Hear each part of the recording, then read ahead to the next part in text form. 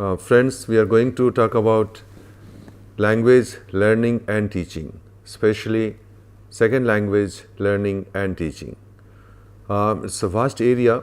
It's not possible to talk about all the aspects of language learning and teaching in a short period of time, but I'll try to explain certain fundamental things and some important aspects what you should take care and what you should know when you are going to teach language, especially a second language. Let's first understand what is second language. As you know, we have terms like mother tongue, other tongue. We consider mother tongue to be the language that a child learns before she goes to school. This may include the languages of her house, home, neighborhood and peer group, and any language that she learns after she has learnt or acquired mother tongue, we call that second language. The mother tongue is also known as first language. So any language that is acquired or learnt after a child has learnt mother tongue or first language, we call that language second language. Second language also includes a foreign language. The difference between second language and foreign language is that the second language is visible. It can be seen, it can be found in the immediate vicinity or immediate neighborhood of the child. But a foreign language is not immediately visible or immediately available in the country. That means, for example, we have English we call it a second language in India.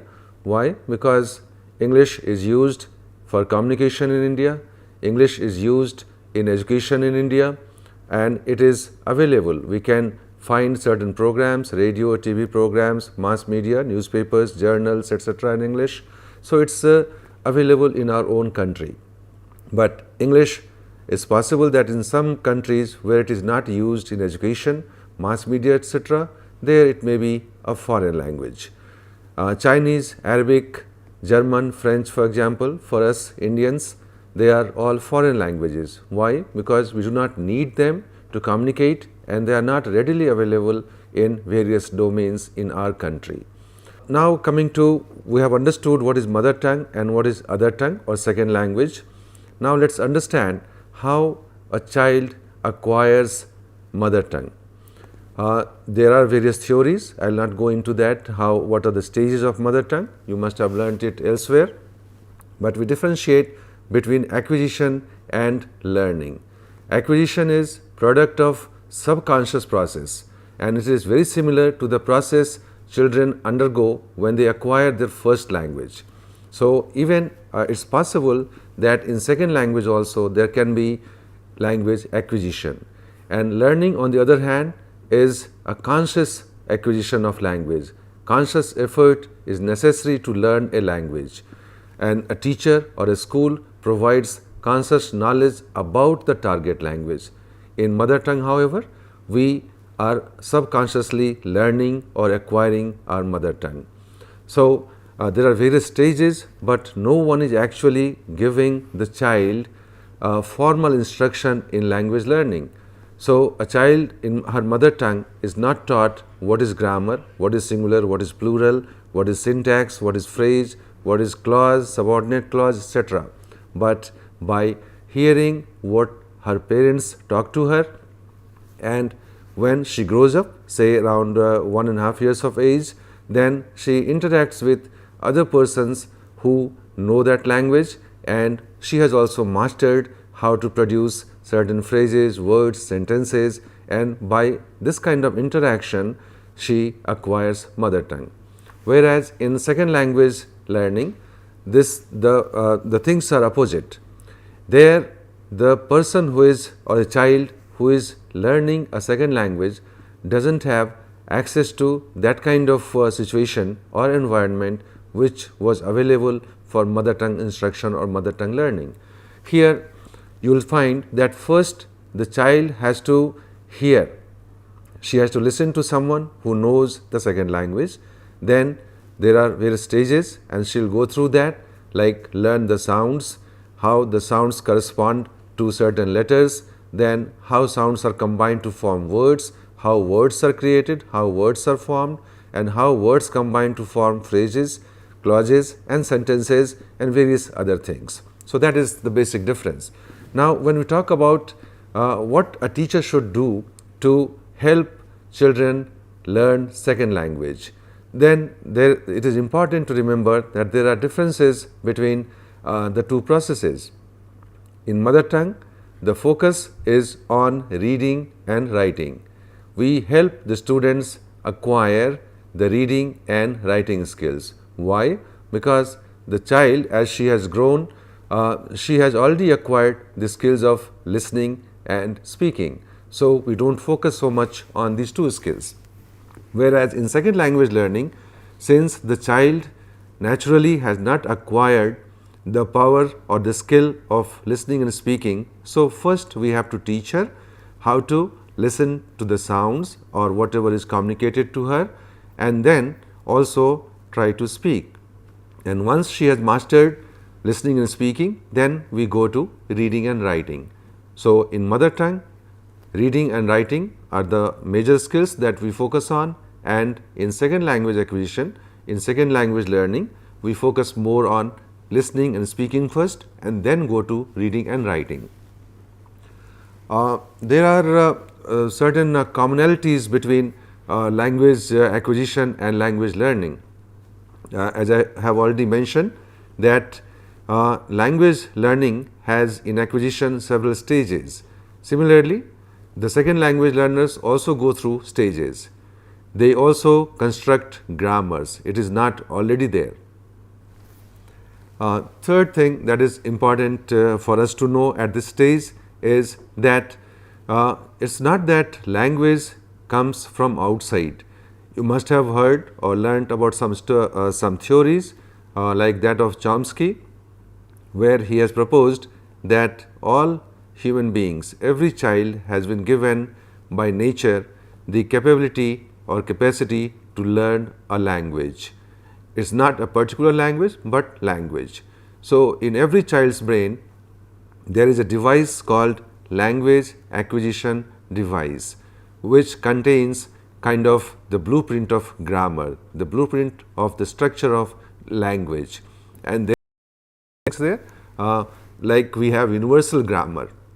Now talking of universal grammar, it is important for us to know that what does it contain in the language acquisition device or the brain of a child.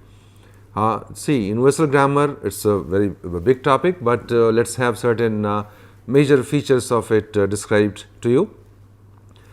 We say that there are certain principles in every language and there are certain parameters. For example, in every language you will find that it has to have a verb, and if there is a subject, if a person is performing the action, then it may be preceded or followed by an adjective.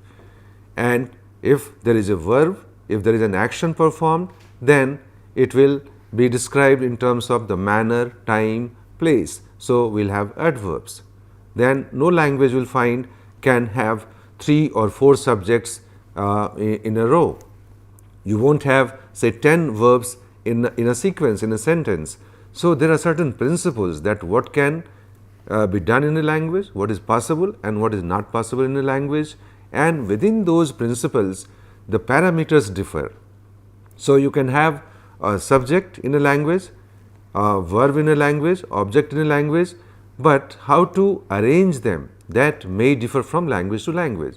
So you will find that a language like English and Khasi in India, we have the subject, verb and then object.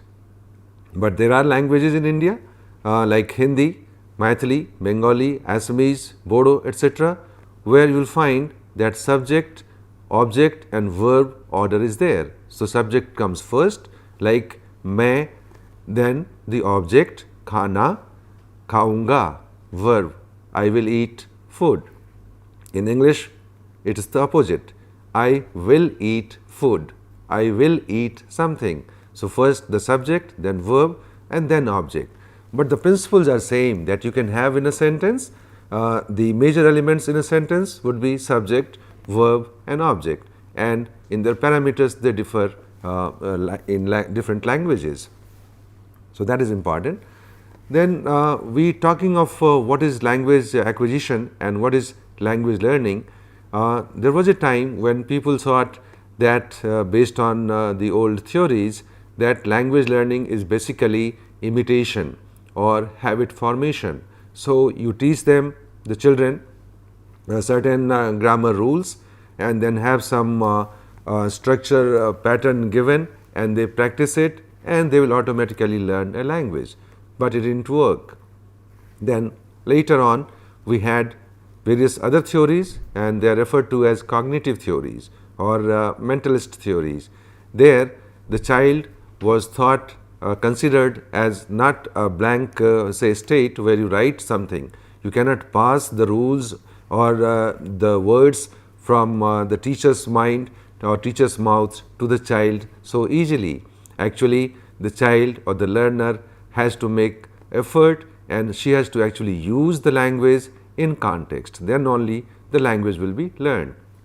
Then we also had theories based on Vygotsky's we have constructivism, that language or anything can be learned if the child is provided scaffolding, which can be a teacher, parent or somebody else, and then she is helped in learning and ultimately that scaffolding is removed and child becomes autonomous learner.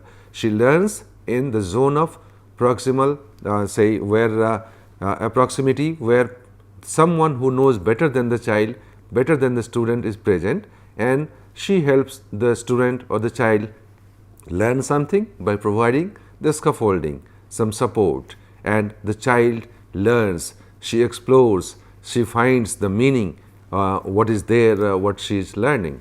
So those theories were there. So nowadays the focus is on, in language learning acquisition, the communicative competence, not just competence but the communicative competence, and that is why we talk about the communicative language teaching learning. Now let us understand what is the, I have used certain terms, competence, communicative competence. So it is better to understand what these terms are. We talk of linguistic competence and linguistic performance. Linguistic competence is that all the knowledge about the language, all the rules, what is possible, what is not possible, how language works. So all the abstract understanding of that knowledge about language is called linguistic competence. And when a person performs something, that means when she makes specific utterances including grammatical mistakes, non-linguistic features, etc., then we call that performance. So competence, everyone who is normal, every child who has learnt a language has linguistic competence, but when it comes to making sentences, producing sentences, understanding sentences, then she may falter, and there we find differences. So say if there are 100 Hindi speakers, they all share a knowledge about Hindi language, that is their linguistic competence, but all these 100 speakers may be speaking differently. So I will pronounce a sentence, word differently, and some other person will pronounce it differently. My intonation may be different from the speaker, Hindi speaker in some other place. So that will be my performance. So I will say, मैंने खाना खा लिया. Somebody may say, मैंने खाना खा लिया. मैंने खाना खा लिया. So see, these are various utterances. So based on the knowledge that I had about the structure of Hindi language. So competence is that knowledge, the whole knowledge about the rules and other aspects of a language, and performance is actually using these rules. Then we talk about communicative competence. What does that mean? So it's not enough to know the structure of a language and make some utterances. It has to be done in context, because we live in society. So this term will help us understand what we mean by communication. So there are four major features, sub areas of communicative competence. One is linguistic competence that makes us know how we use the grammar, the syntax, the vocabulary of a language, and it involves tasks like what words do I use, how do I just put the words in phrases and sentences. So, this kind of knowledge or competence will be linguistic competence. The next is social linguistic competence. It is knowing how to use and respond to language appropriately given the setting, the topic, and the relationships among the people who are communicating. And it involves structures or things like say I'll give you an example. For example, in Hindi there are three pronouns, second person pronouns, tu, tum and aap. In English we have only you.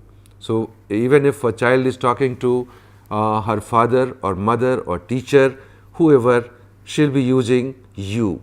You are going, you sit down, you come here. So, you is used for all types of relationships. But in Hindi, we have three pronouns, tu, tum and aap, second person pronouns.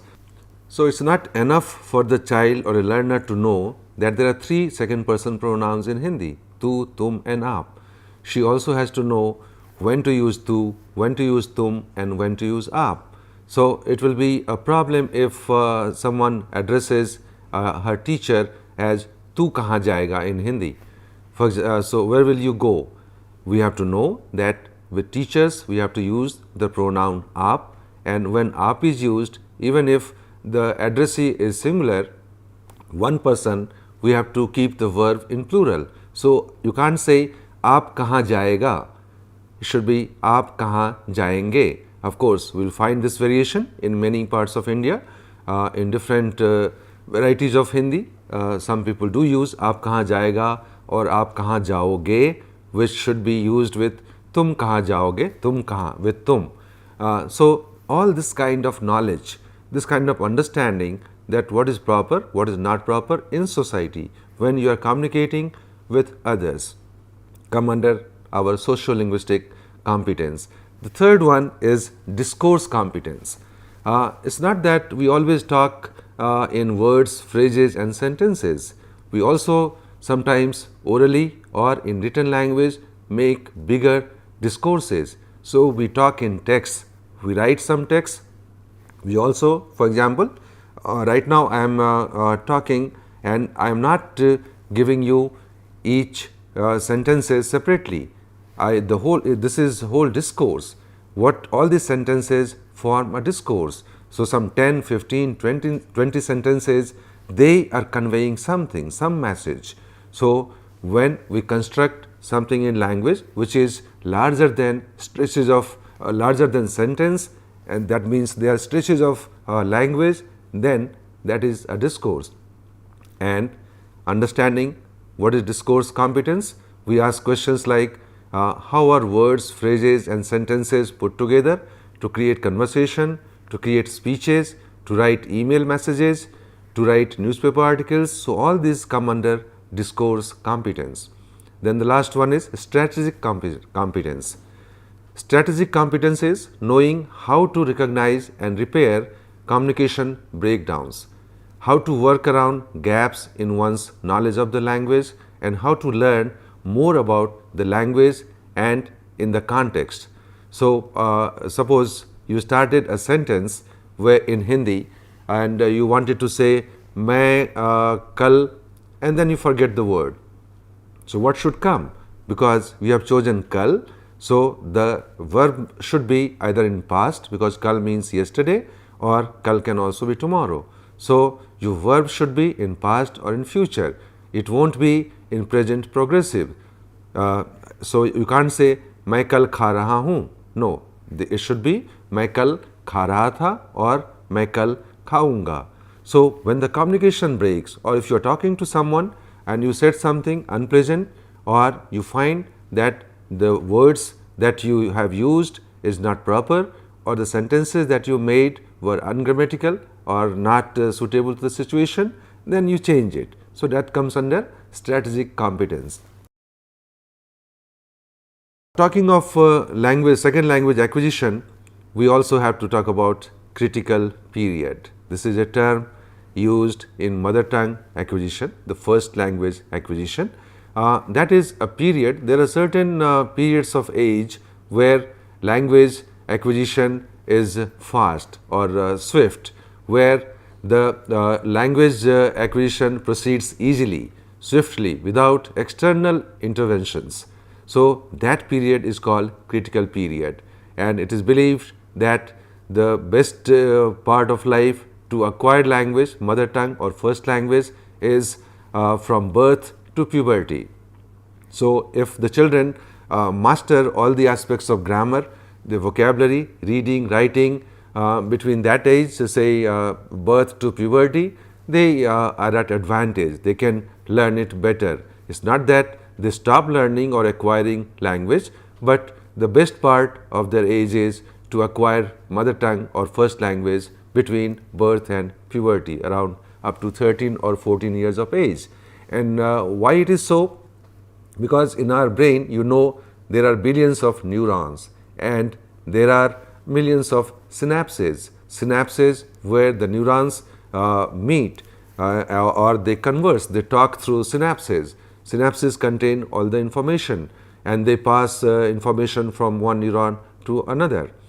Now, what happens? Whatever information comes, the piece of information through our ears, through our eyes, touch and other things, they all go to neurons, and neurons then deposit it in synapses. Then synapses take part in memory, preserving memory. So, certain information will be stored in short term memory and certain information will be stored in long term memory. There are various theories and various other aspects. I will not tell you all the details of that. Roughly, short term memory involves biochemical changes. It does not change the neurons or the shape of synapses.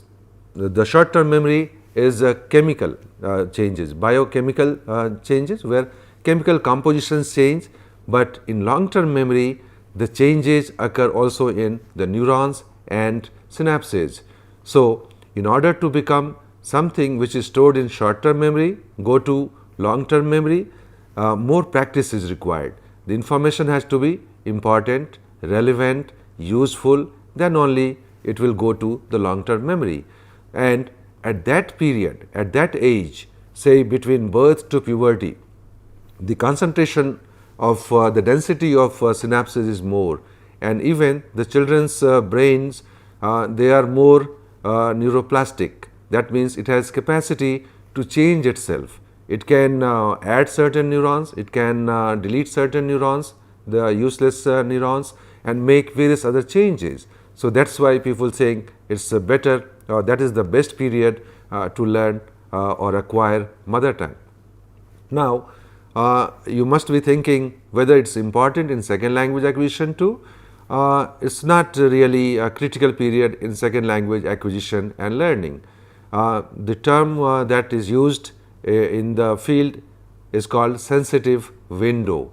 So, although there is nothing called critical period in second language acquisition, there is something similar to that, and we call that sensitive period. That means there are certain periods of age where some kind of language acquisition, some parts of language acquisition is better, we understand something better, we learn something better, and then there are some other periods where things are not so good. For example, the sensitive period or the sensitive window for phonology is shorter, that is shortest actually, whereas morphology and syntax, they can be learned at later part of life also. So, that distinction we have to remember. Coming to second language acquisition, we have already talked about that it is similar to mother tongue acquisition or first language acquisition. There are certain say theories and certain areas that are important in second language acquisition, and one such theory is that of comprehensible input hypothesis. This is actually a hypothesis. It believes that people or children learn language like mother tongue, and there is a natural order. So, like mother tongue acquisition or first language acquisition, there is a natural order of learning or acquisition in second language too. And if you give something to the child, to the learner, we call that input. If the input is one step beyond her current stage of linguistic competence, then she will acquire second language better. If the input that you are giving is lower than her present state or present stage, or if it is higher than her present stage, then the input will not be comprehensible. For example, if you are teaching, say a child is learning in class 2 some aspects of English, and she has not mastered how to use say can, could, shall, should, and various other things about grammar, active, passive, and your text that is given to the child, and it contains lot of active passive sentences, lot of passive constructions. So, if the text contains lot of passive constructions, use of can, could, shall, ought to, etc., then and child has no knowledge what these terms are, how to use these grammatical constructions, then that will be much beyond her present stage. So, that will not become comprehensible to her. Say for example, if a child is given a text or which contains, say class 3 child is given a text that contains the words that she had learned in class 1, the grammatical constructions that she had learned in class 1. Now, that is much below her present stage. That also will not become comprehensible. So, it has to be little higher, slightly higher, one step beyond her current stage of linguistic competence. So, this is important for you to understand, because if your material that you are using in classroom is beyond her say linguistic competence, much beyond her linguistic competence, she will not understand. If it is lower than that, then also the child will not understand it. Another thing that is important is for us to learn and understand is affective filter hypothesis. This takes care of emotional factors. It is important in second language learning, not so much in acquisition. And this means that various factors, emotional factors like self-confidence, self-image, motivation, anxiety, they also play a role in second language acquisition. So, you have to keep that also in mind. If the level of anxiety is high, if the level of self-confidence is low, then the child will not be able to learn language better. The third thing under these theories is monitor hypothesis. This is also important in say language learning, not so much in acquisition, and this talks about how a child uses her linguistic competence or communicative competence to monitor her performance or edit the language that she is using. So, various other things are related to it, but that is not part of video. We will talk about that later. Now, lastly, many teachers think that language teaching is grammar teaching. So, if you teach grammar, then the child will learn language, but that is not true. Grammar learning is not language learning, and that is why you must have seen many people who are very good at grammar. They know all the rules of grammar, they have mastered memorized grammars, but they can't make a sentence, they can't write a coherent say text, letter, essay.